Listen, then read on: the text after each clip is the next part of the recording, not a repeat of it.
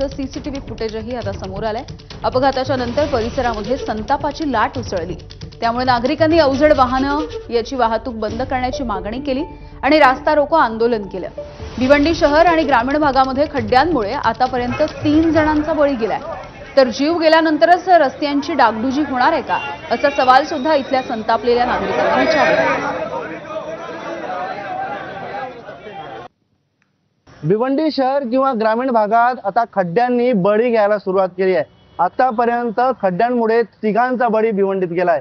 काल रात्री घडलेल्या घटनेमध्ये एका डॉक्टरचा अपघाती मृत्यू झालेला आहे। त्यामध्ये खड्ड्यांमुळे अपघात झाल्यामुळे हा डॉक्टर जो आहे तो या ठिकाणी आपण बघू शकतो की हाच तो स्पॉट आहे ज्या ठिकाणी डॉक्टरची दुचाकी जी आहे ती या ठिकाणी घसरली आणि मागून येणाऱ्या कंटेनरच्या चाकाखाली चिरडल्या गेल्याने एका डॉक्टरचा दुर्दैवी मृत्यू झालेला आहे।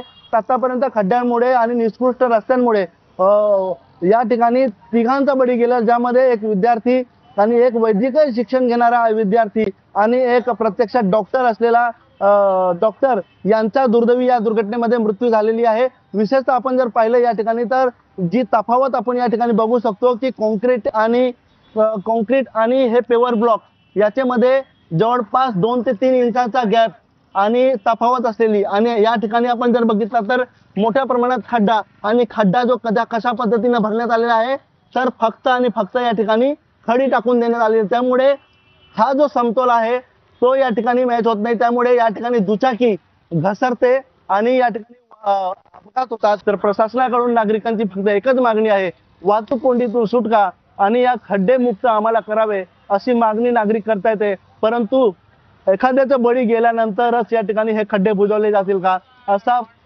खरंच सवाल या ठिकाणी नागरिक विचारताना दिसतात। अनिल वर्मा, एबीपी माझा, भिवंडी।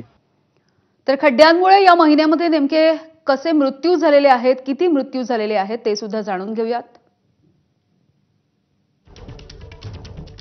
22 ऑगस्टला भिवंडीमध्ये काल डॉक्टर मोहम्मद अन्सारी यांचा मृत्यू झाला। वंजारपट्टी नाका परिसरामध्ये खड्ड्यानं त्यांचा जीव घेतलाय।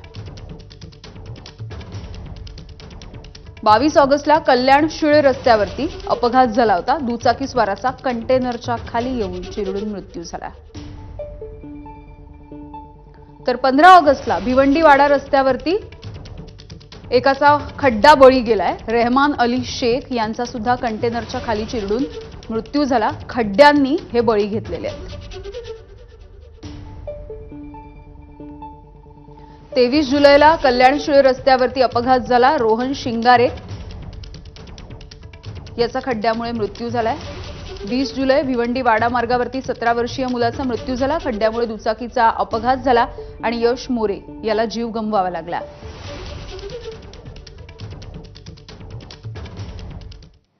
पुढची बातमी बघूयात। एशिया कपमधल्या भारत पाकिस्तान क्रिकेट मॅचवरून चांगलंच राजकारण रंगलेलं आहे। ठाकरेंच्या शिवसेनेने या मॅचला कडाडून विरोधही केलाय। अमित शहांच्या मुलाच्या फायद्यासाठी पाकिस्तानसोबत क्रिकेट खेळताय का, असा हल्लाबोल उद्धव ठाकरेंनी केला।